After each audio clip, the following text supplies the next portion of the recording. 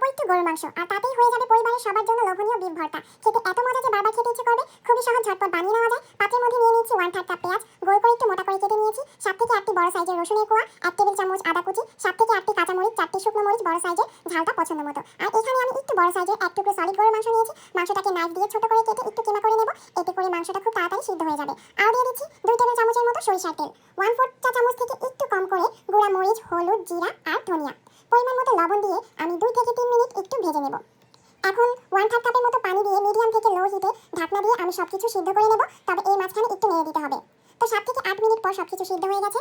এখন দেব সামান্য কালো জিরা। এতে করে ভর্তায় কালো জিরার নাইস একটা ফ্লেভার আসে, খেতেও খুব ভালো লাগে। আর 2 থেকে 3 মিনিট ভেজে নিয়ে নামিয়ে ঠান্ডা করে নেব। এখন একটি ব্লেন্ডার জারের মধ্যে সবকিছু নিয়ে আমি খুব ভালো করে ব্লেন্ড করে নেব। আপনারা চাইলে শিলপাটায় বেটে ভর্তাটা বানিয়ে নিতে পারেন। তো আমি খুব ভালো করে ব্লেন্ড করে নিয়েছি। এখন উপরে সামান্য সরিষার তেল দিয়ে দেব।